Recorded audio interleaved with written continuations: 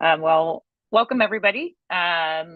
Excited to welcome you. This is our very last TAC meeting. Time flies when you're having fun. That'll be the case this afternoon. We've got some really detailed things to walk you through, but excited to have you all back with us.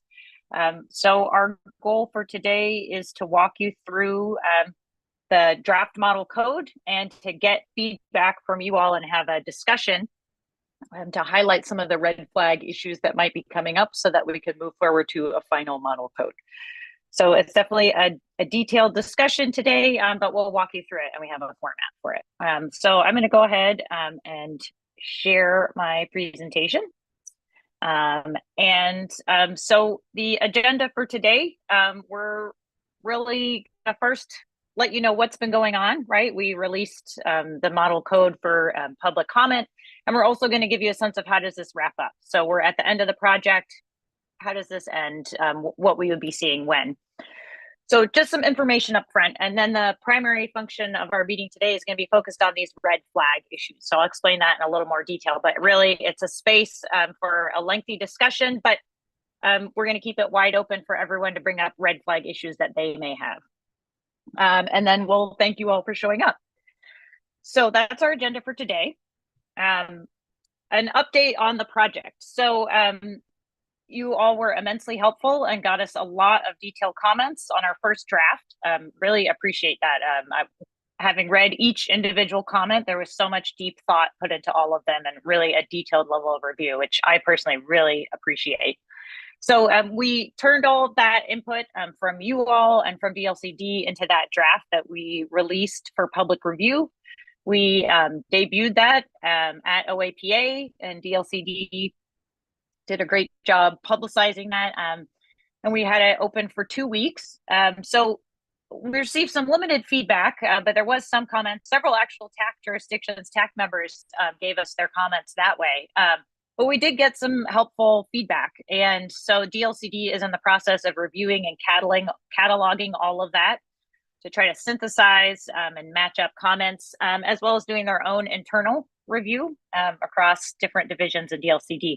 So we're in the middle of that really detailed look now to move from draft into final model code. Several of you have submitted some additional comments, so I appreciate that. If you've had time to look at the revised draft that was sent out before this meeting, I know several of you had submitted comments, so we have that. DLCD has those in hand. Our team has also looked at those. But if you still want to have an opportunity, you've got some time on your hands. We're asking for any TAC members that want you to provide that last round of red line edits or comments by next Thursday. So that would be your last chance to do a detailed review of the code and leave us your thoughts and comments. So that's not a requirement, but if anyone is willing or interested in doing that, we please ask that you do that within 1 week. And you have the version of the draft model code. You also have the track change edit version of the code that was sent to you prior to this meeting, and a memo, the content of which we'll be walking through today to sort of aid and focus that review. So after our meeting today, we'll be collecting the TAC's input. We'll have further meetings with DLCD, and we'll synthesize all these comments into a final model code. And then we're targeting early winter for completion. As many of you know, the implementation projects are already kicking off, but there's sufficient detail in the draft model code so that those are moving forward without a hitch. And so we're going to take the time to really go through this model code line by line and make sure that all is looking just right. So that's early winter for completion. Anyone have any questions on project wrap up? Okay, great. So what we're going to spend our time today is looking at what we're calling red flags. So red flag could be multiple different types of things. So for one thing, it could be a clarifying question. Something that we noticed in the comments that came from the TAC were there are certain standards that a lot of people had questions about. So one example would be the maximum setback standard. A lot of people raise questions about how does that apply to buildings behind another building or different portions of a site?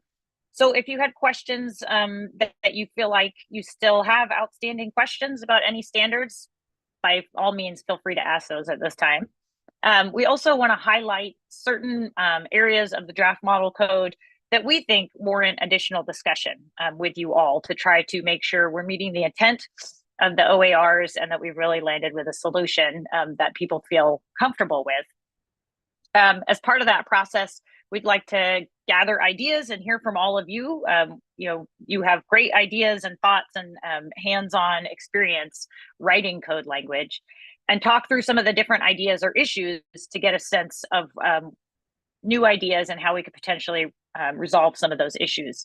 So I do want to underscore this is a model code, right? So not all portions of the code need to work for all places. So I would highlight that to say there may be, let's say, a range or a value that one city or one jurisdiction doesn't feel as comfortable with than another. So, an example for this could be, let's say, transparency or weather protection. Maybe not every city feels comfortable with the range that's been provided, or the idea of which zones or uses this would be applied to. But that is fully within the acceptable range in the model code that a city could adjust those as they adapt the model code within their own jurisdiction. So really more of the red flag items are some of the ones that I'm going to put out for you in a moment here. But I just want to clarify, when we say red flag, we're looking at things that you have questions that you really just don't understand, or the heartburn test. Like if you wake up the next morning, is this something that you're still going to feel is giving you grief? So that's when I say red flag, the term, that's what I'm meaning. So that's the majority of our discussion today. We're going to walk you through each one of those, and the format of the meeting will be, we'll share what we've identified as a red flag item. First as a group, we'll clarify if there's additional red flag items to add to the list. And then we're going to move through them one by one, look at the code language and have a discussion and capture the group's thoughts on that. And then we'll move to the next issue. So it's going to be very methodical in that way. And we're going to use the chat function slightly differently today, right? In the past, we've sort of steered folks away from using the chat function, but we're going to be trying to capture your thoughts and input. And so I'm going to try to maybe capture some of those dynamically during the meeting. So see if you can use the chat function somewhat today. So before I share with you what we've categorized as red flag issues, I do just want to put out a major red flag issue that comes up in everybody's review, and a high bar to meet, but one that's very important to get correctly, which is clear and objective language. So again, really appreciate the detailed eye that TAC members have put to looking toward this. And there's several places in the draft model code that we shared with you that TAC members feel that we're missing the mark a little bit. And that's something that DLCD is taking the lead on and looking very, very focused on those clear and objective standards and that language, and working specifically also with their housing team to look through the draft model code and make sure, as Beaverton pointed out, it's very true, the model code needs to be that benchmark for clear and objective language that cities can turn to and look for guidance. And so DLCD is going to be leading that as part of our ongoing review to move into the final version. So I just want to pause there. I don't know, if Kevin, if you had anything else you wanted to add to that, or if anybody in the group has any points they want to raise about the clear and objective piece. I just want to say thank you to commenters who raised this issue. We certainly want to make sure that we're putting stuff out there that meets that test. It is challenging, as you know, as local planners. We are coordinating with our housing division staff to do a thorough review of the draft code, the draft model code, just for this specific issue. As is noted here, in some cases, we're providing a clear and objective path and a discretionary path, which is permissible under the clear and objective standards requirement. So that's all I'd add. Thanks. Thanks, Kevin. Anybody else have anything they want to add on the clear and objective piece?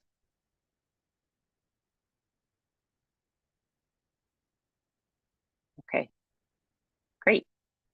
All right, so I'm gonna move us on now to what we at Cascadia Partners have noted as red flag issues that we'd like to focus in discussion on today. So I'm going to walk you through each one of these. And as I'm walking through these, please be thinking about if you have additional red flag issues that you want to add to this list that we're going to keep up front here.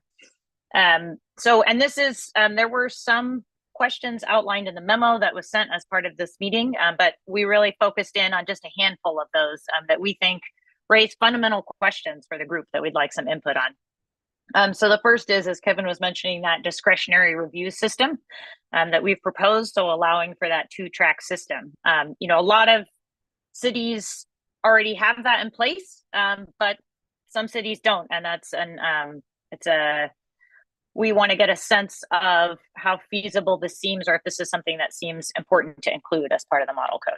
So that's our first red flag issue. Ground floor residential entrances. So we asked the question, is it necessary to have entrances facing the street to have an active, vibrant pedestrian experience? We believe that it is strongly, which is why we put that in as a standard. But this is a standard that a lot of reviewers raise questions about, and really excellent questions. So we're going to have some discussion around that, see what people are thinking. Access ways. So I think this is one of the things that came out of our discussions here is how could there be alternatives that focused on other forms of mobility rather than just cars? Could we use access ways and have not just those expensive streets focused on cars, instead using access ways? So the way that the draft code was structured was allowing these access ways to meet minimum block length standards. So putting them really almost at the same level as making a street connection. So again, a lot of questions were raised about that. And so we wonder, should there be limitations on how often or under what conditions access way would be allowed to replace a full street connection? Lastly, we had alleys. So I think, again, this is a question of how far should the model code go? How far do people think it needs to go in order to meet the intent of the OARs? So as currently written, the draft model code requires alleys and asks applicants to justify not using alleys. And so we're wondering, should we go that far in the model code and require applicants to provide those alleys or explain why, versus how many codes are currently structured, which is to allow alleys if there's some type of a constraint. It's an easier bar to not provide those alleys. So we're going to get into those 4 red flag issues, but I'm going to stop here and ask the group, and these may come out organically. This is going to be a very kind of loose and free-flowing discussion today, but I'm wondering if there's other red flag issues that have come up for people that you'd like to add to the list to raise as a concern with the group. And if you have one, feel free to either raise your hand or drop it in the chat.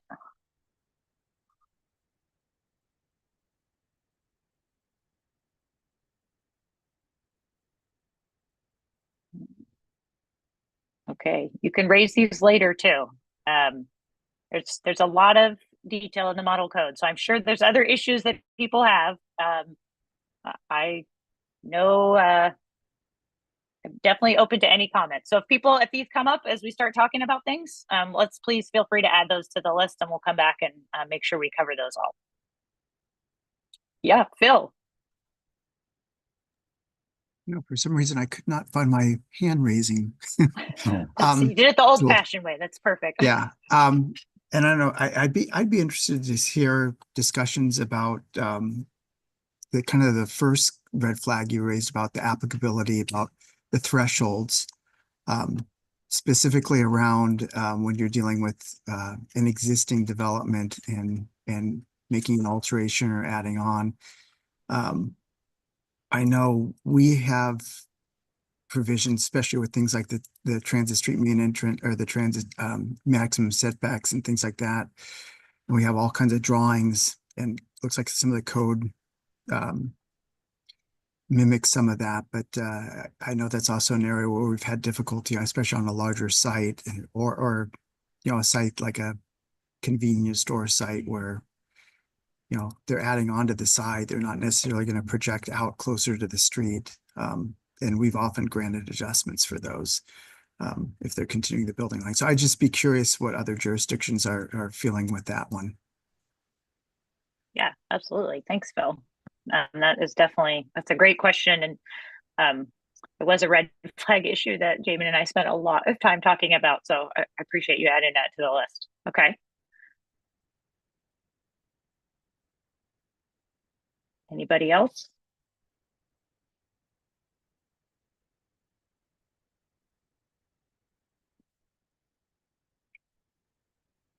Okay, I will, barring that, move us to our first discussion here. The discretionary review option. So I'm going to put up for each one of these the standard and highlight sort of the area that we're focused in on. And then it's an open discussion that will lead after that, kind of as Phil saying, what are other people thinking about this? So I'm going to put this standard up here and give everybody a minute or two to read it. And I've highlighted the portion of the code that has raised some questions for people, which is allowing a two-track system where an applicant can propose an alternative design rather than meeting just that one set of clear and objective standards. And then they would, that's part of the reason we've built an intent into each one of the standards in the model code. They would show how they're meeting the intent of that standard. And then there would be a process for discretionary review, building off existing discretionary review processes already in place in the jurisdiction. So I'm going to pause for a minute or two and let you all read it and then see who has any questions or thoughts on this.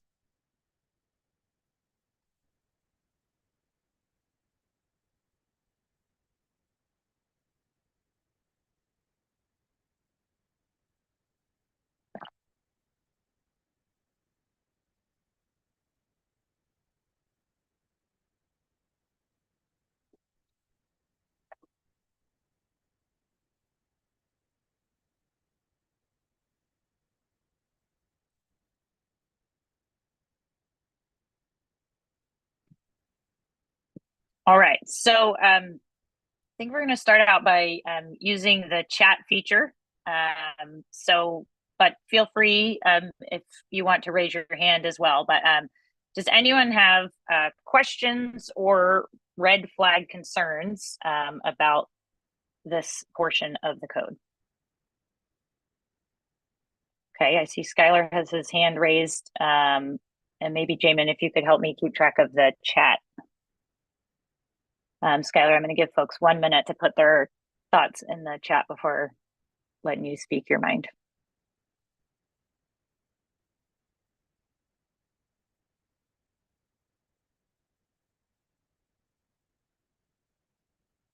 Okay, Skylar, why don't you jump in, please?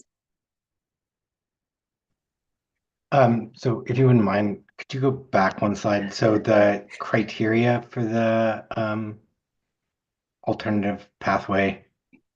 Mm-hmm. Yeah, so like in B, I understand kind of what you're going for there. Sometimes with adjustments, and this is just a suggestion, sometimes with these types of adjustments, we'll ask for specific public benefits, particularly in the public right of way, that kind of thing. So just suggesting that another possible criteria there for the approval of that could be, not naming specific things, but saying that additional public improvements in the right of way might be warranted. And then just sorry, this is like a little wordsmithing, but like I think it said impractical. I think it's impracticable, which is a mouthful, but yeah, it's a different thing from a legalistic standpoint. That's all. Thanks, Skylar.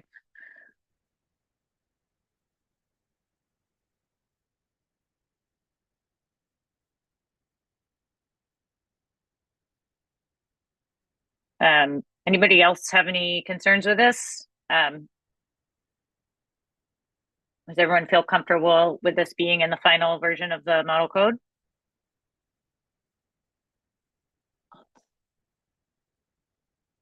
Phil, go ahead.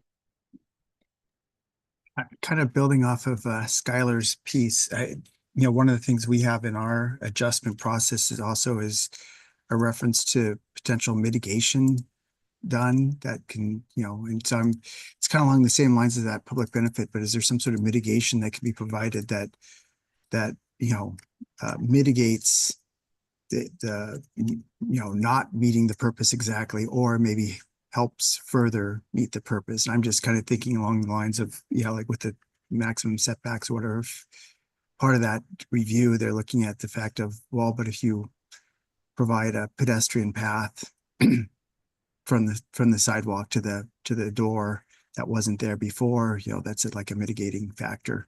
So it's probably a variation on the theme that Skylar's mentioning. Thanks. I wanted to ask a clarifying question in the context of mitigation or benefits within the public right of way. Are you referring specifically to track A here, which is where you have physical conditions that make it impracticable to meet the standard, or are you talking both for A and B? So if an applicant is proposing an alternative design, is that a context where we might think about mitigation or, I don't know, compensating benefits? What's the thinking there? Is that, Kevin, sorry, is that a question for us, or is that a question for when, I thought, I guess in terms of like if Skylar or Phil have thoughts on that, if they already have code structured that way? Right, that's what I really intended that question for Skylar and Phil. Yeah, sorry. Yeah. That's okay. I guess, first off, our 1A, either the 1A that's here, it's kind of merging together two aspects of our adjustment process. We have one that is more about just related to, providing an alternative design. And then we have one that's more like a typical variance process where, there's something physical on the site that's prohibiting you from meeting that standard. And so on the first piece more about the design or maybe existing development, that's where we kind of have the option where people can do some mitigation. And it's related to kind of the impacts, like, essentially and that's why I think it maybe works well with existing development, especially. I mean, if there's already existing development that has vehicle area in front of the building and so on, and they're adding something or doing something to the building that doesn't really get it closer to compliance, then they're mitigating that impact of maybe having, potentially more situations of conflicts between pedestrians and vehicles by, like the pedestrian pathway being something that's, we're designating a visual mitigation measure that will aid pedestrians to get to the door, kind of thing.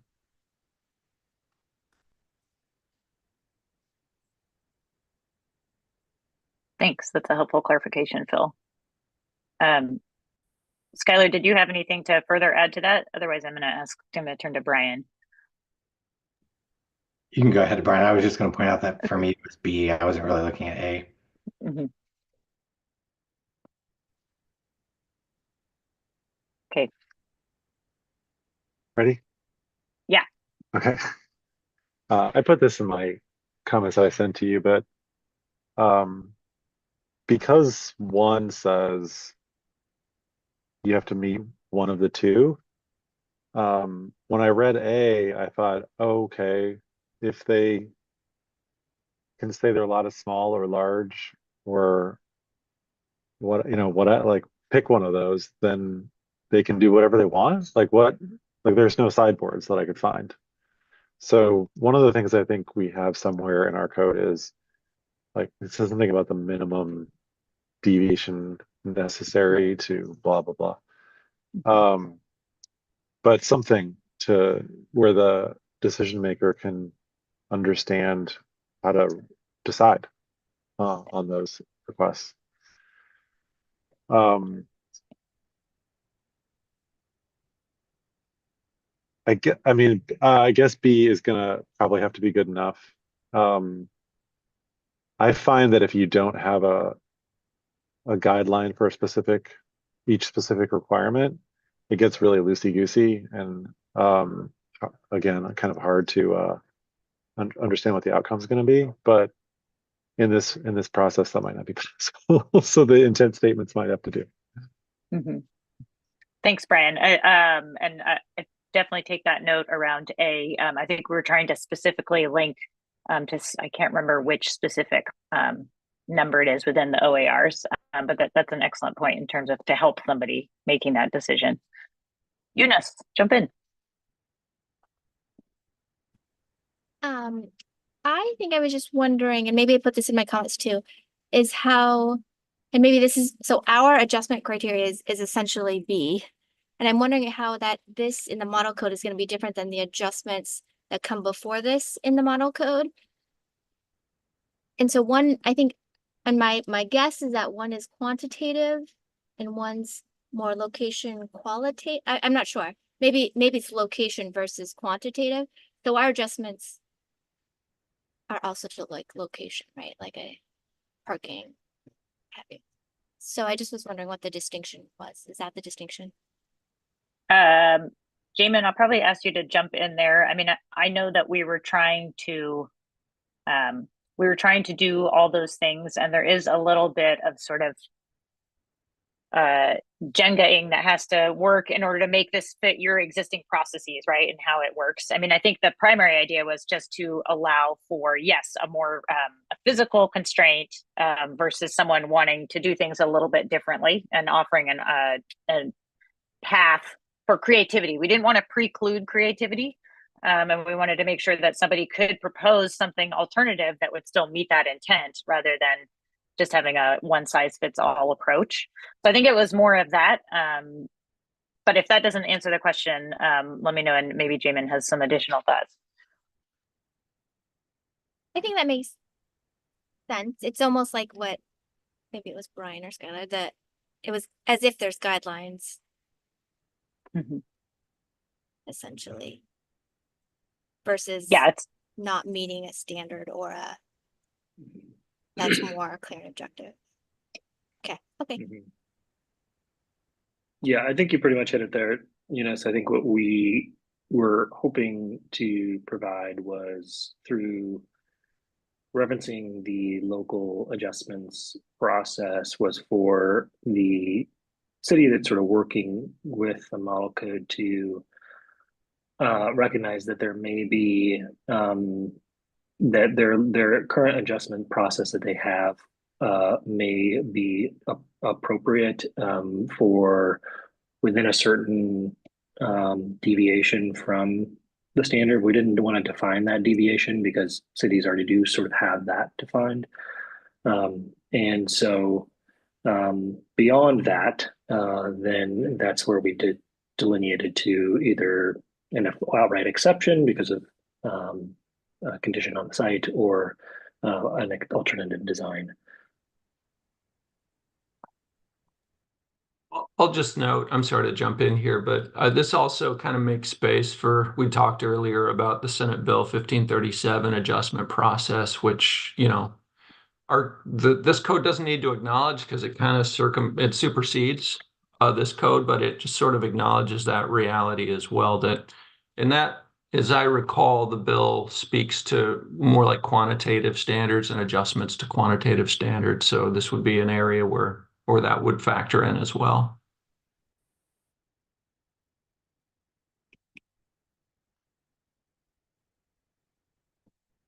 Yeah. Okay. Jamin, do you feel like we're ready to move on to the next red flag? I mean, I think this is the idea is to, okay, nice, is to just get some of this discussion, make sure everybody's comfortable with what's in there. And then you'll see how we land this in the final model code.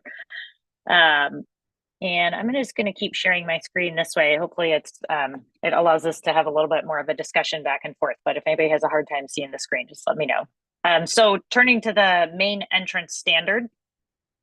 So requiring a minimum of 25 to 50% of dwelling units on the ground floor of these multi-unit dwellings to have at least one main entrance meeting the standards that follow after this. So the intent here really is to require 25 to 50% of those ground floor dwelling units to have direct entries onto the street. A lot of reviewers raise concerns about the quality of existing streets, right? If this is not a nice street, if this is a busy road, that's sort of a bitter pill to ask people to do that. I think people also raise concerns around privacy, around visitability, those ADA grade issues. And so we attempted to address all those in the draft model code, and then remind people in the guidebook that how a city chooses, where a city chooses to apply the standard. There's a lot of choice in that. So if there's particular arterials that are really problematic that run through multi-dwelling zone, maybe this is not the standard for you, but we felt it was important to put it forward because we believe strongly that those individual entries and coming and going really activates a street, and is an area of code that primarily now cities require ground floor commercial uses, and that's the idea, to activate, but we've seen that that's not always successful. A lot of times those sit empty, or they're filled with uses that don't really activate the street as much as we'd like, versus having these residential uses where people are coming and going can really make a big difference. So again, I'm going to pause, give everyone a minute to compose their thoughts, and then feel free to either raise your hand or drop in the chat any red flags that are coming up for you with this standard.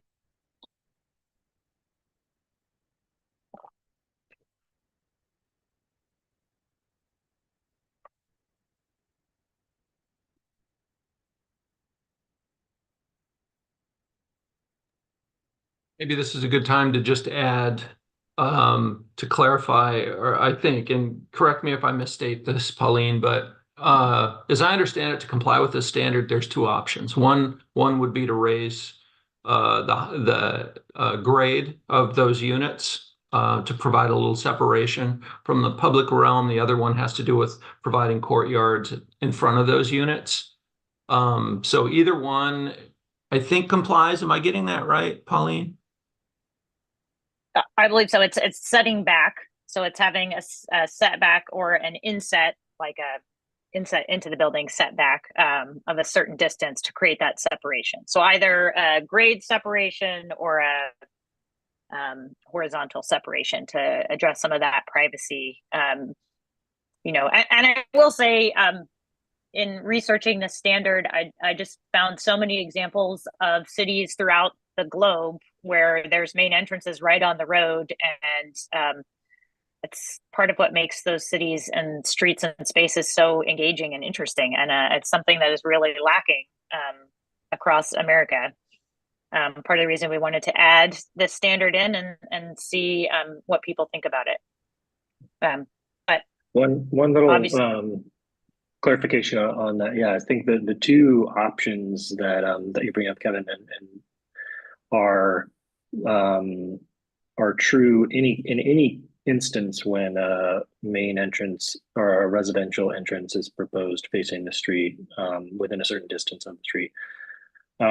What this standard is doing is sort of going above and beyond that, is saying, regardless of whether we're saying that a minimum number of those entrances none of those units need to have entrances facing the street. So it's that standard of design of how the entrances gets triggered when you're proposing it. But then what this is doing is actually saying there's a minimum number that need to be facing the street or have an entrance that faces the street.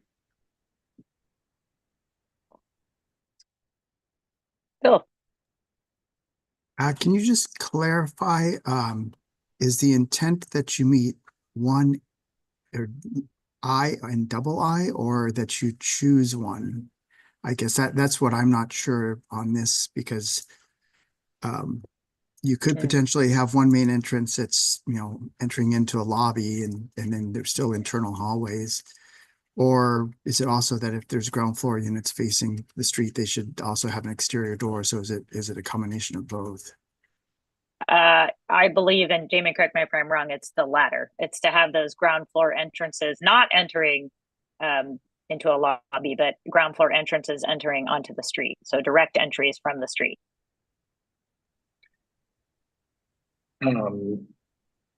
Yes, So- but I also think I think it is both here too. So it is, you need to have one main entrance at least that meets those standards. And then at least 25 to 50% must directly face the street.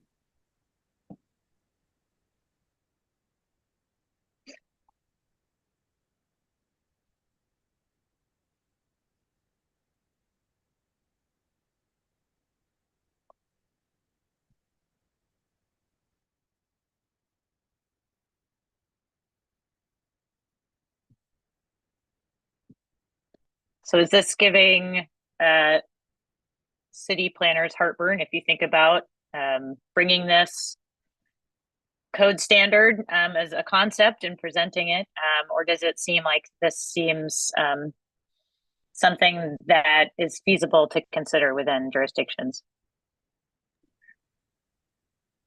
Let me just do one quick clarification. So I think the intent was, maybe we need to make an edit here, is in the case where only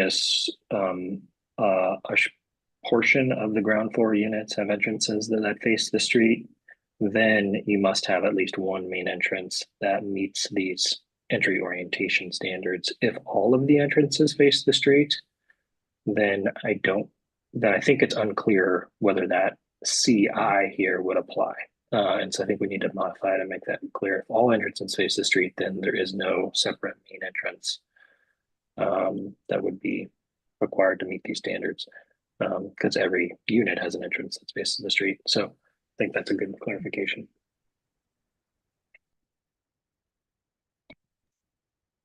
Brian's raised a question in the chat, which is definitely something we struggled with, which is encouraging raised ground floors pretty much prevents accessible units, at least accessible from the sidewalk. Is that something that this code is seeking to encourage? Yeah, and I just want to note, I mean, our housing division staff raised the same issue that, and it's an option, right? It's either you maintain that ground level entrance and expand the setback, or you can raise the height. But I do think the general desire in terms of just our overall focus on housing production is to get more accessible units out there. So that is a dynamic, I'll be honest. And, as I think about different buildings I've been in, there are some that will have a main entrance that might be internally accessible and ADA compliant. It may have a step entrance as well that's not ADA compliant, but,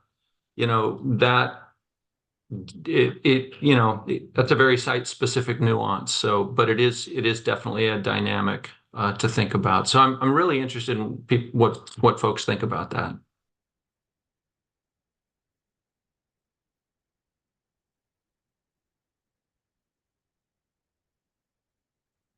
And Yeah, I mean, accessibility is really important. So I think again, this is a model code. I do think we need to be careful about the raised floor. I'm thinking about pedestrian friendly and friendly facades, and we have a situation. I mean, this comes up. This is a struggle for us because we don't necessarily want backyards facing these streets, right? And actually, when people see these backyards facing the streets, like, oh my gosh, I wouldn't want my daughter to live there with her family because somebody could just walk right in their sliding glass back door. And we've kind of had a main entrance, we've sort of allowed the back door to be the main entrance or the sliding patio. And then do you do like landscaping and screening sort of treatments? So is the goal pedestrian friendly, and are there multiple ways to achieve that? In addition to entrances facing the street, I mean, there are other ways to make it nice to walk along the street. And I think it really depends on the zoning and what's going on around the area. But I was also going to bring up the impact driveways have. You know, I'm thinking about townhouses and attached multi-dwelling units that are kind of like townhouses, and how those driveways impact the pedestrian streetscape. It's equally an issue, in my opinion. Yeah, I don't have a good answer, but I mean, again, this is a model code. It's just when you lay out the site, how do you, I don't know, people are still going to park where they're going to park and have an entrance on the other side, and then you kind of go, well, what are some flexible options? I don't know. I don't have a good answer. I would go with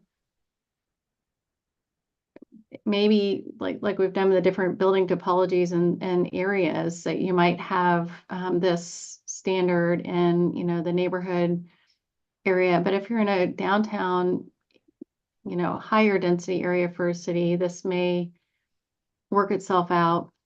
I don't know. My rambling thoughts.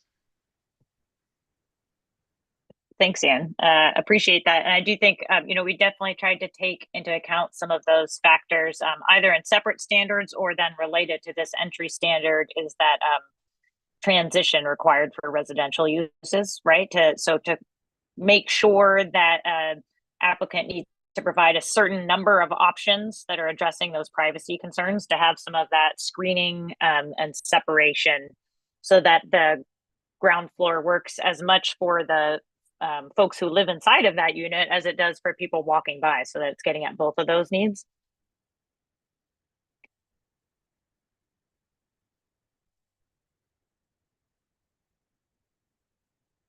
Phil.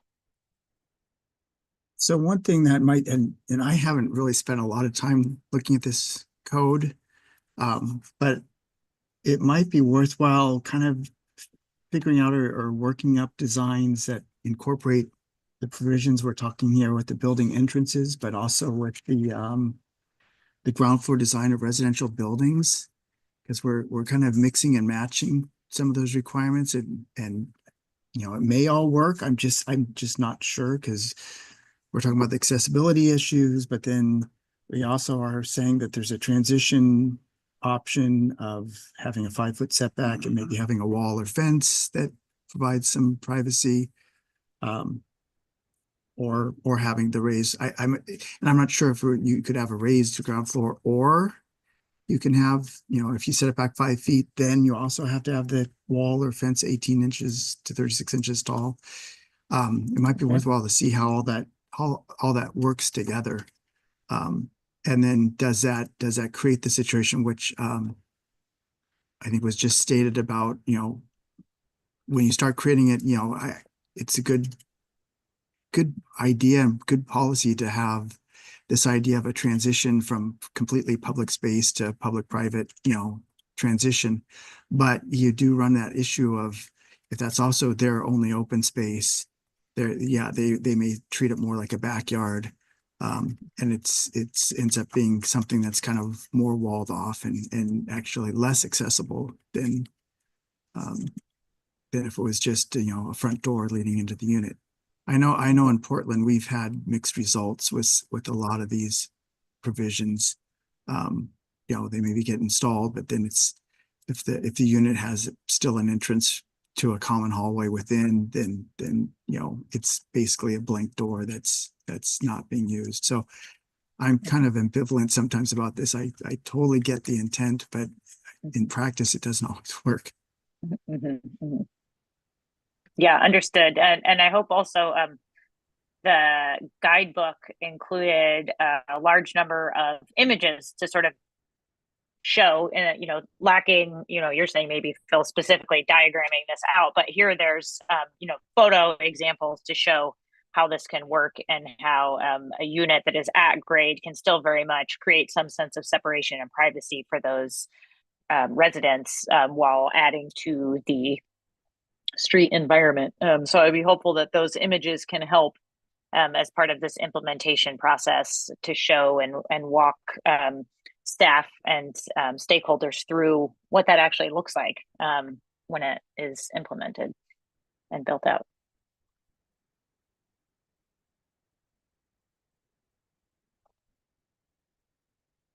So I'm hearing the very real and I think important concern around accessibility. I think our hope was that by providing an option of either or, and that would be sufficient. But are there strong feelings that that is not in fact the case?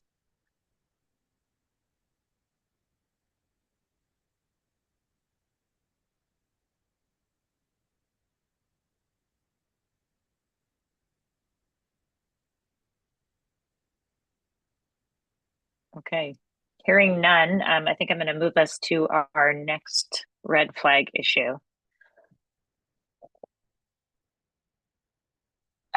So this is looking specifically at the model code attempts to build in access ways at the same level, if you will, same functionality as streets. So using in lieu of providing a full street connection, a project can propose to use a pedestrian or bicycle access way to meet these maximum block length standards. Several reviewers raised some great questions about clarifying some mid-block crossings and maximum length around that. So we're working on edits related to that. But this is specifically the question of how the TAC feels about allowing access ways to be used in lieu of a full street connection, and thinking through some of the ways in which the benefits of that are that lower cost, different types of connectivity that really is prioritizing users other than a car. But there's also some definitely problematic issues that come up in terms of how frequently these could be used, how well or not they actually will create that full connectivity that is the intent of the OARs. So with that, give everyone a minute to read this, and then same, I'm just wondering if you have thoughts, feel free to drop them in the chat or raise a hand.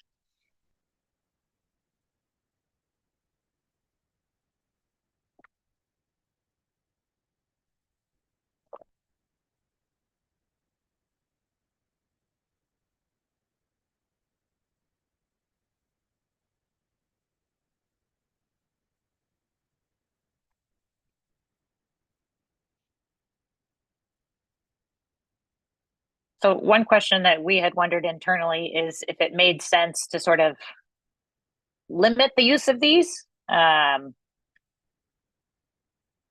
think there was also a lot of, there was a broad range in reviewers' comments in terms of how wide these should be. I think, some cities wanted to be as narrow as, let's say, 8 to 10 feet, not a narrow passageway in between that's short in length on a not very long block, a simple sidewalk connecting, some sidewalks.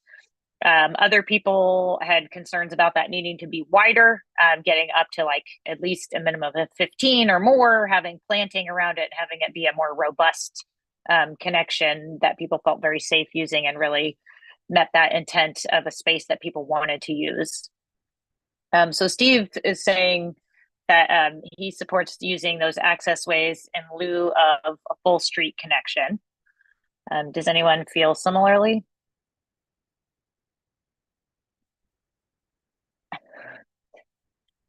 Yes, Ryan, I have seen your comments on this. Absolutely understood. Okay, Anne's giving us a thumbs up. Kevin, go ahead.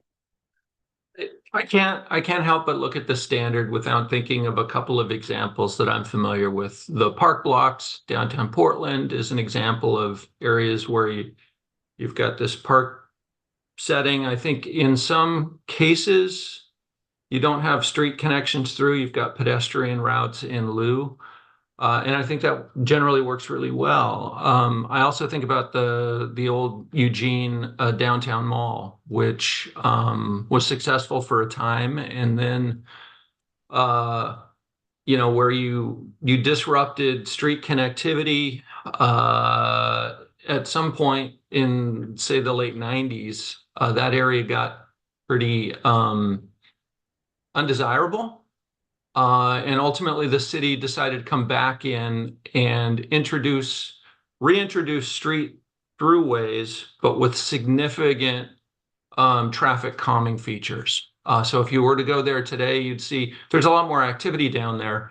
But vehicles are moving through, they're just moving through slowly. So I'm not saying we should go one or the other, but just in terms of like, if we were to say this alternative connectivity standard is allowed, so we would allow pedestrian connections in lieu of streets, how far should that extend? Are we talking like a quarter mile? Or are we talking 1 or 2 blocks? Because I do think that might be something we should think about as well. Thanks, Kevin. Eunice, I'll call on you in 1 second, but I just want to note Brian's comment. And this maybe gets to some of those requirements, the standards around the accessway itself. So if we're giving up a street connection, it should be the accessway should be ample width for comfort, safety, or perception of safety, and the ability for multiple modes to use it. So I just want to note that. And then Eunice, feel free to jump in. I like the option. I don't think we have that explicitly as an option. But then it made me think about our earlier conversation about, do you have then entrances on there, windows on there, awnings, like what, or is it all just like a blank wall? People just kind of punch through an access way because it's not a street. I'm just wondering how that all kind of interacts. That is a great question. Yeah, it reminds me of one of the other questions we got on the model code which was, does an frontage on an alley, is that defined as a frontage? So we have standards in the model code that are triggered when you have a street frontage, right? And when you have 2 street frontages, you have to decide which, there's some criteria for deciding which frontage standard should apply on. So it's sort of a similar idea here. If you have frontage on an access way and on a street, or even only on an access way, I'm not sure that would happen, but in limited circumstances could, then what standard would apply to the land use that's adjacent to the access way? Right? Is that what you were asking about, Eunice? Okay.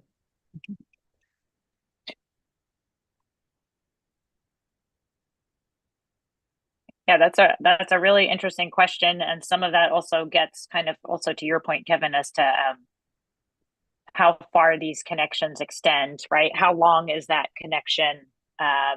If it's 150 feet, probably not having those windows and entrances along it is fine. It's seen for what it is. It's a short connecting passageway that somebody who doesn't want to walk along a sidewalk can take, but it's not necessarily at that same level that you'd be expecting of a street where there's that full emphasis on the pedestrian environment. Skylar. I just want to offer some perspective of a city that's had provision allowing this mid-block pedestrian connection for at least a decade. I hear some of the concerns here that maybe I just want to maybe reassure folks that I've never seen a condition that would be like the downtown Eugene pedestrian mall like kind of situation, or a situation where something's like, I'm trying to figure out what property would be so big in an urban infill situation that it would be a quarter-mile extension. These are mainly areas where you're punching through a development that otherwise could not support a full street dedication, but you're maintaining connectivity for the mode that matters the most in a climate-friendly area, which is bike ped. And we've never treated those really as frontages, because what's more important is making sure that we're not requiring out of direction travel, longer distance travel for peds who need to get a block over. So, we've done this in the Tiger Triangle, we've done it in the downtown, we've done it in greenfield development, right? I mean, this standard works well for greenfield developments where you got loop and lollipop stuff and you can't always support like full street dedication everywhere, but we're still able to maintain a more gridded experience for the mode that's less likely to participate in a transportation network that isn't at least somewhat gridded. So that's my spiel. Thank you. I really appreciate that. we'll just work that into the code. We'll just add that. No, I really appreciate that. I think that is helpful in terms of your firsthand experience, how a provision like this actually ends up being used. So I appreciate that. Okay. Does anyone have any other things to raise on this? Otherwise, I'm going to move us on to the next one to make sure we have time for Phil's additional. Oh, yeah, go ahead, Jamin. I just have one thing. I just wanted to connect this to something a kind of code provision we saw in some of the examples as we were looking at many of the TAC jurisdictions, and essentially the alternative here to the way we've structured this would be to have a maximum sort of vehicular block length standard. Right now we have one maximum block length standard, and you can meet it in two ways, with an access way that's pedestrian and bikes, or a full street connection. And so some cities do have that maximum vehicular block length, which is intended to make sure there is a sufficient connectivity and intersection density for vehicles. We just did not make the leap that that was a necessary regulation to have. It appears to us that when designers and developers build even larger subdivisions, have enough of an interest in creating street connectivity for access for homes and parking lots and units that it doesn't seem to be necessary. So it just, in the interest of simplicity, we forego it. But there is, I just want to point out, there is some precedence for having a standard here that would differentiate between connectivity for pedestrian and bikes, and having a certain standard for that, and then and what would likely be a more generous standard for vehicular, in that it would allow for larger blocks for vehicular circulation. Mm-hmm. So there is an option there of, if there was support for, there needs to be some backstop of a basic level of vehicular connectivity, then there's a way to sort of structure the code. Yeah, thanks, Jamin. Okay, speaking of connectivity, looking at one of the primary ways that the model code looks at enhancing that street connectivity is requiring blocks to include alleys. They need to, an applicant must pursue a discretionary review option in order to be exempted from the standard. So it's a fairly high bar in terms of what it's a big change, right, from how many zones currently require alleys. There may be portions of a city, certain plan areas that encourage the alley use, but this is looking at applying it fairly universally. Again, that's a choice that's made, but this is a significant departure. And so I just want to highlight that. I know some reviewers had pointed out, well, alleys are very different in, say, a commercial or a central business district than they are in their functionality in a residential zone. So this may be the type of standard that we need to emphasize more in residential zones to make sure that we've got all those connections moving through versus it's much harder to, or has a different function in alley in a commercial district. So I want to highlight that. But I want to turn to the group and see other questions or concerns that people may have around this standard.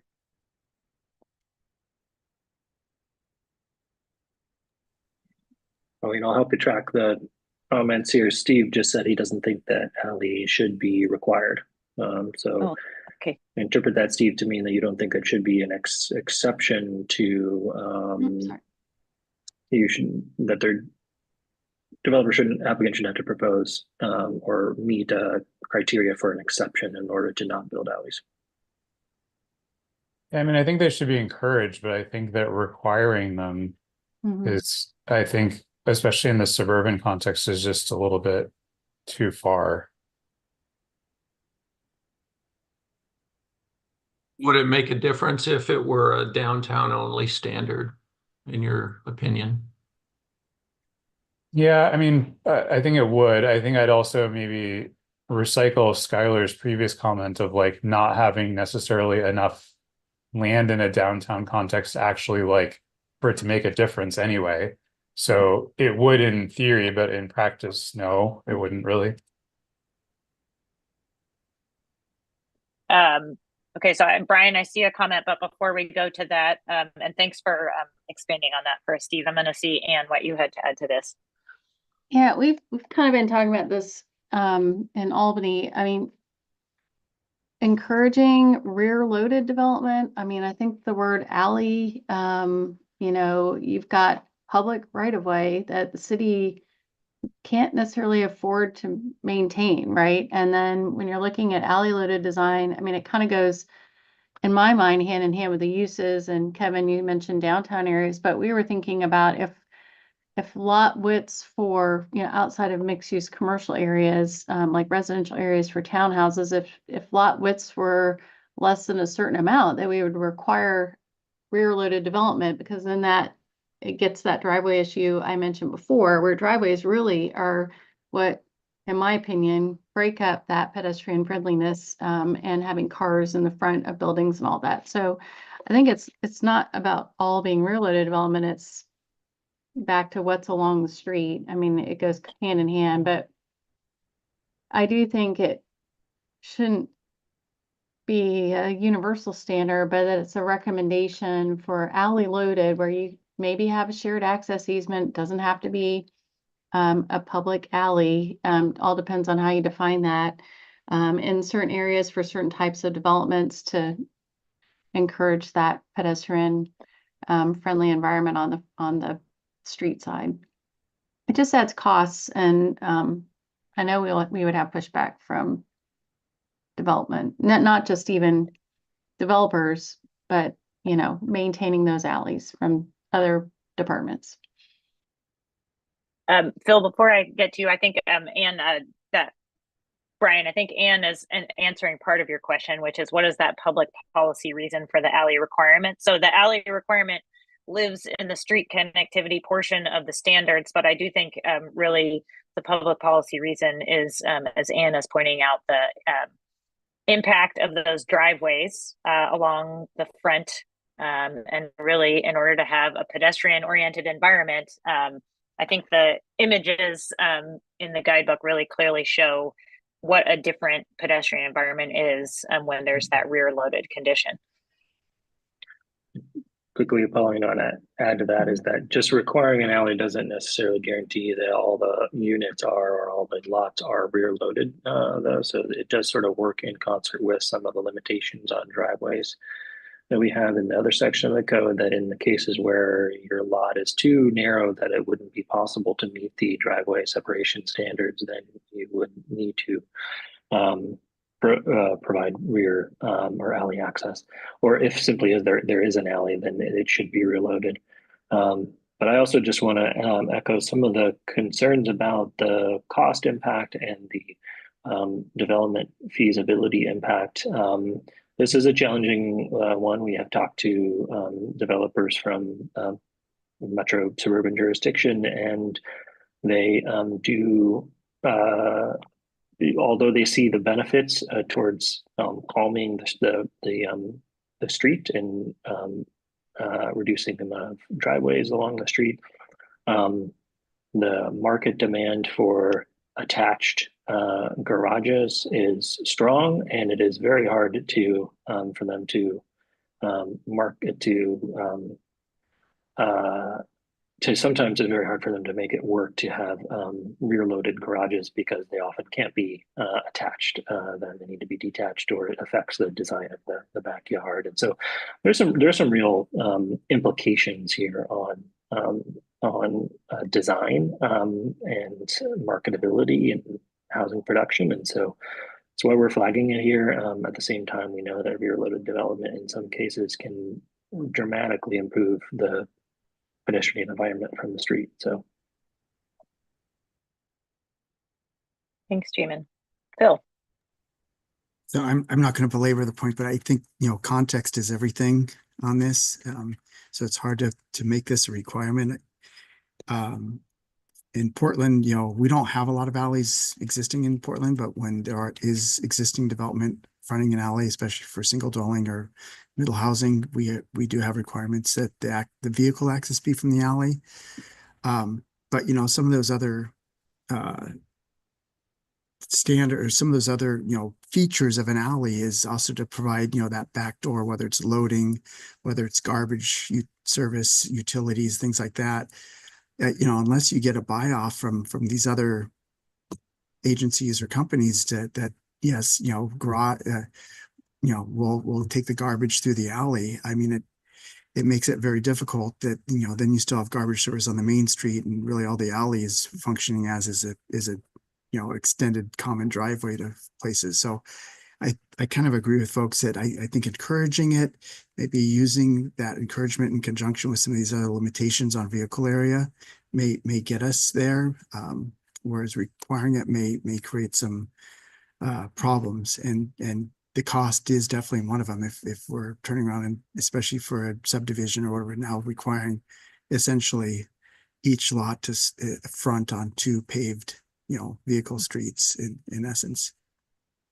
Mhm. Yeah, absolutely. Well, thanks everyone. I think that's really helpful. So I'm gonna stop sharing, and I'm gonna bring up the applicability portion that you'd mentioned of the code, Phil. And then if anybody else has any other standards that they'd like me to highlight here, I'm happy to do that. So I believe this is the section of the model code that you're referring to, Phil, which is the, and this did change between drafts, but the applying to all new primary buildings greater than 200 to 500 square feet. So that range that cities can choose within, and then expansions and alterations of over 200 to 500 square feet.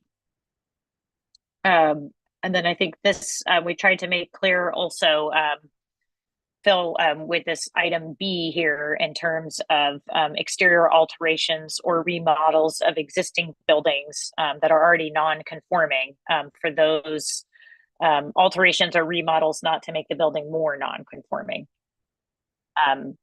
So I'll leave this up here for a minute for folks to read it, and then Phil, you can re-ask your question to the group, or if other people have questions around this.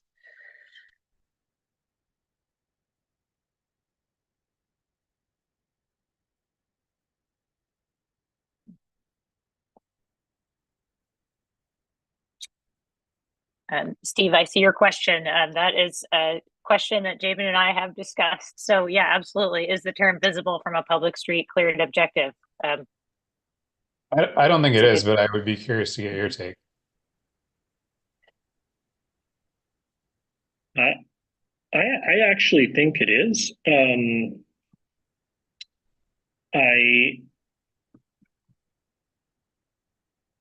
certainly, I mean, there are instances where I could imagine that visible is there's a spectrum of a building being visible, right? It could be partially visible, it could be obstructed by something else. The portion about from the street to me seems pretty clear and objective. Yeah, I mean, but do you mean from a street in a car? Do you mean from a street in the upper deck of a 2-level bus? Like, do you mean from a public street? Like, I mean, that's what I mean is like, I don't know that really, I think those type of standards aren't really, and I think like what portion of it is it from the sidewalk? Is it from standing in the middle of the street?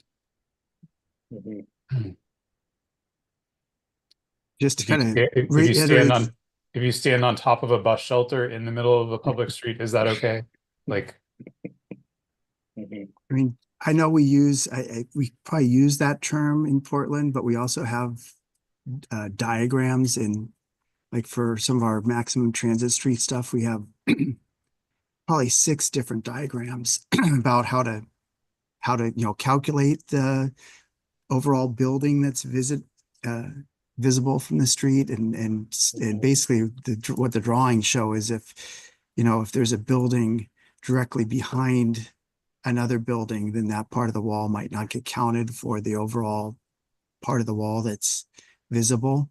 But it's not necessarily based upon, you know, actual viewing from the street. It's generally based upon what you see on a site plan.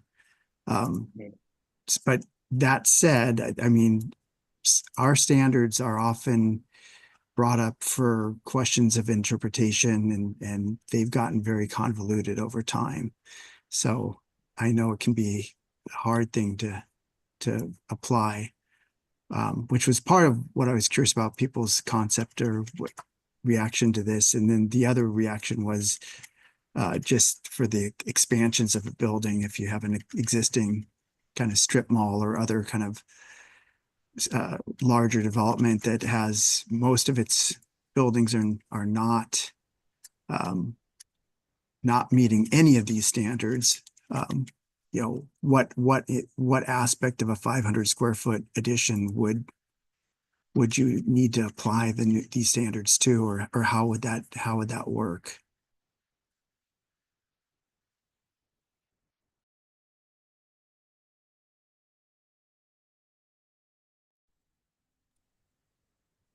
Phil, I think your second point there is a good one. I think it points to I think one of the issues here is the context. I can see in cases where a 500 square foot addition to a building in a downtown of a small town could have a significant impact on the pedestrian environment of the building or the visual character of the street. But that may not be the case on a large suburban strip mall development. And so I think what maybe we can do a little more thinking on is that could we in the model code offer some context-based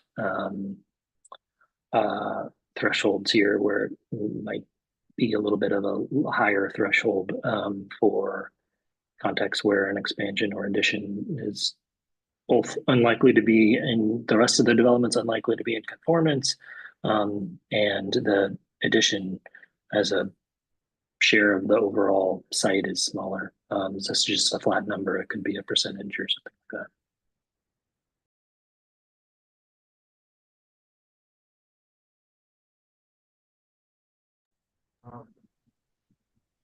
I was just gonna say, I appreciate you guys trying to tackle this. It's just a nightmare. It's just a nightmare. Every day it's a nightmare. This is helpful. You know, so our last question for the group is how can we continue, like how could the state continue to support you? So it sounds like some type of a support group to continue to talk about, work through these really tricky issues. So just capturing some of the ideas that you were stating there, Jamin, in terms of looking at some type of a proportional or looking at that context setting in terms of applicability. So, right, there's a huge range of from new greenfield development to redevelopment, and a huge part of this is redeveloping and reintegrating and knitting back those existing pieces that aren't working that well. And so we want to encourage that and make it easy. And we don't want to have too onerous a bar for people to meet. But at the same time, how do you start to mitigate some of those aspects of that development that really is not making a pedestrian friendly environment? So yeah, it is a nightmare, but an interesting one. Okay, does anyone from the TAC have other questions around this applicability portion of the code? And also, Anne, I did note the what about within 40 feet or a certain distance from the front property line? So I noted that comment as well. Thank you.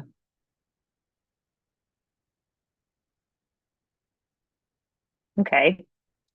Well, open to the TAC again. If anyone has any other questions or standards that you'd like to raise the red flag on, feel free to jump in now. And if you're not ready now, feel free within the next week also to share those edits and comments with us. We've read each and every comment. It's been nice getting to know all you through each of your comments. So we've read them all and they've been really, really helpful. And I think you see that as evidence in the drafts of the model code and the detailed conversations we're able to have to really fix some tricky issues. So anybody else have anything they want to raise? I'll jump in quickly with one. I'm also struggling to find my raise hand thing. And something I brought up earlier, and maybe it's just a Corvallis thing, and that's why I didn't get in here, which is franchise utility easements and the accommodation of franchise utilities on development sites. Here we require a 7-foot utility easement across the frontage of new developments, and that effectively sets back buildings to 7 feet, no closer to 7 feet, no closer than 7 feet to the sidewalk. And I wonder if other jurisdictions have similar standards and how they accommodate franchise utilities and allow development to actually come up close to the sidewalk like we're all trying to encourage here. Yeah, I'll let other jurisdictions jump in. That's something that we definitely note, Ryan, and I'm sure that is an issue in other cities. It's not something that the model code addresses because it's outside of our scope, but yeah, go ahead, Damon. Yeah, I guess in terms of whether those easements could be placed in the street or not, that's a sort of a public works center right away issue, but or at least the utilities could be placed in the street and not an easement. The maximum setback standard, and I guess this the general exceptions criteria that easements are listed as one condition under which you can request an exception from the standard. So there is some flexibility, I guess, built into being able to get an exception because of an easement there in the model code. So that would trigger that. But I think what I wanted to bring up is it brings up an interesting issue about then that I think we were discussing related to that exception is to what degree should that exception be granted? Does that mean that you can place the building as far back as you would like? There's no maximum setback standard, or should it then be triggered as only to the degree that you need to set it back to accommodate that easement? So I think that just, I wanted to point, that's a good example, I think, of we're having a little more sidebars on how big the exception is. It would probably be a good addition to the code.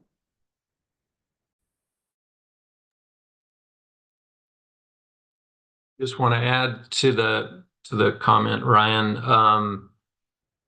You know, there was an earlier question about what's the policy benefit of an alley requirement. This is another one, which would be in a downtown environment. Those utilities could be within the alley versus along the frontage of the building. Does that make sense in all contexts? Probably not, but it's a benefit.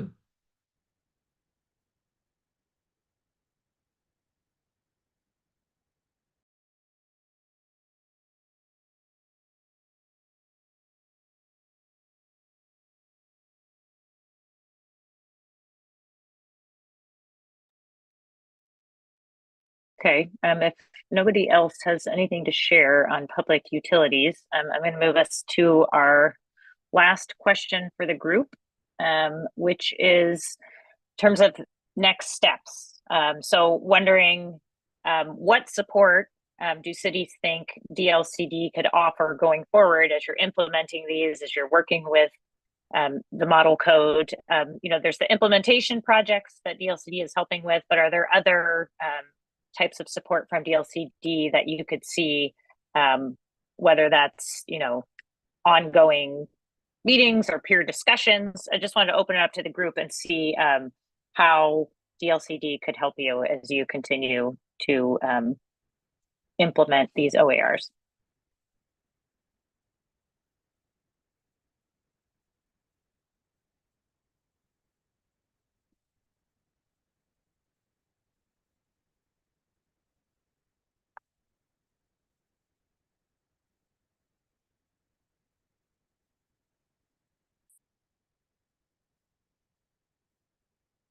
No? Okay. Just offering it as an option in case anyone wanted to. I think, one thing that we've seen with housing related code amendments has been the ongoing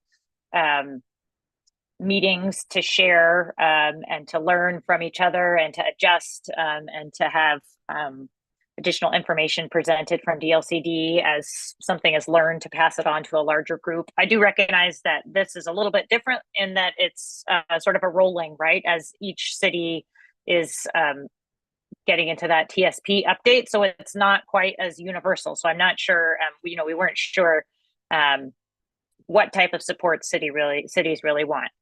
But if you think of something, feel free to reach out to Cody or Kevin. Phil, go ahead, jump in. Well, one thing I was curious about, because I'm assuming, I think all the cities that are on this TAC have varying degrees of already meeting some provisions or being very similar to the model code, whether it applies to all the areas that are being considered or some or whatever. So I guess the question would be, is it beneficial to have an opportunity to, test drive, here's what we have versus, and we think we may need to just adjust these 2 items. Or is there some other, because I know with the housing piece, we've had some conversations with folks with GLCD because we're choosing to ask for an exemption.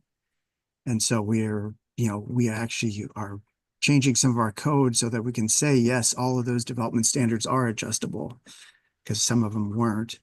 And so we've kind of had some ongoing conversations with them just so that we're comfortable in making these steps ahead of time.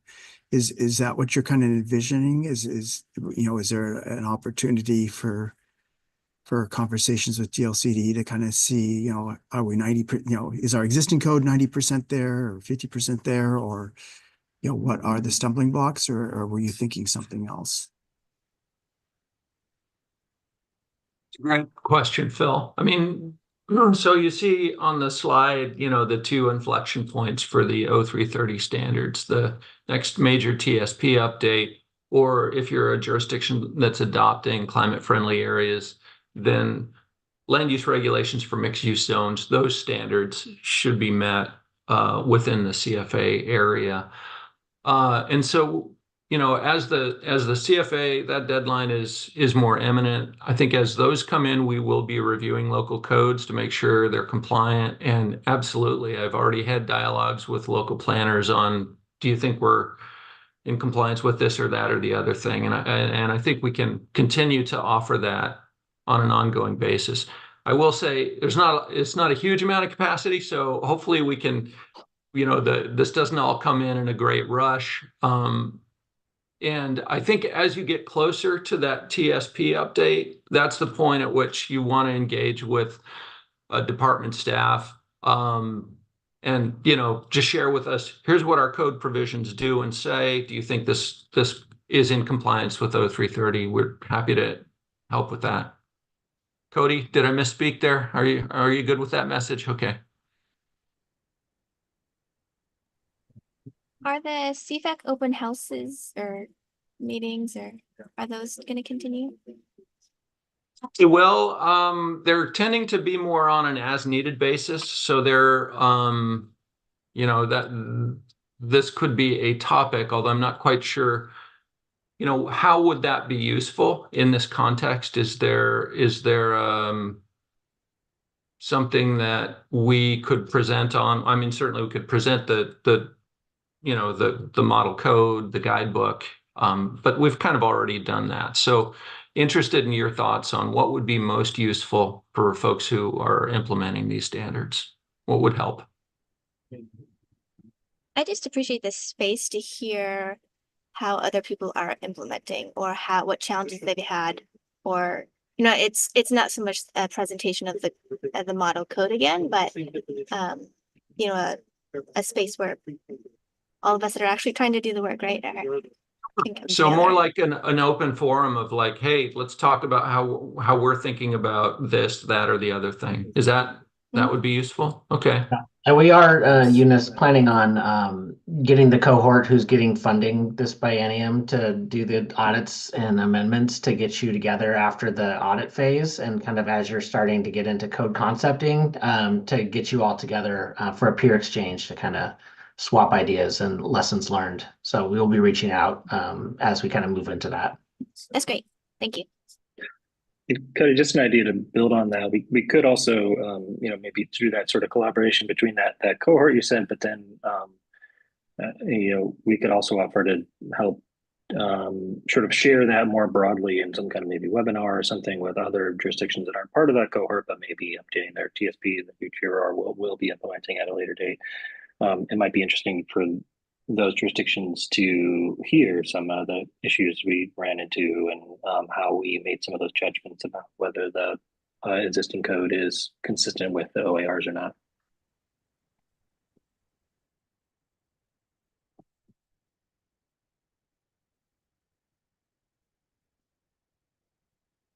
Great. Well, I'm going to wrap us up here. I just want to really offer you from our whole team an immense thank you. It's really been truly a privilege to be able to work with you all as a technical advisory committee. It's been a underscore technical advisory committee. And so I really appreciate the amount of thoughtful and detailed input and the experience that you all have brought to this. We've learned an enormous amount from you, and it was a time-intensive commitment in order to look through all of these work products and to be in these meetings with us. So again, really, really appreciate it. It's truly been an honor to have you all on the Technical Advisory Committee. So thank you for your time and commitment to advancing walkable design. And I think that you will see that skill and dedication reflected in the end product and hopefully in the built environment around you. So I'm not sure if DLCD, if you want to add any more words to that, but we would really like to appreciate each and every one of you for your participation.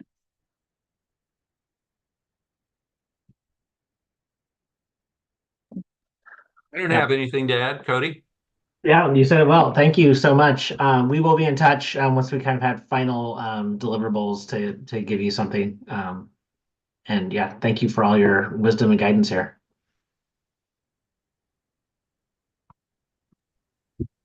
Great. Well, thanks everyone. And we'll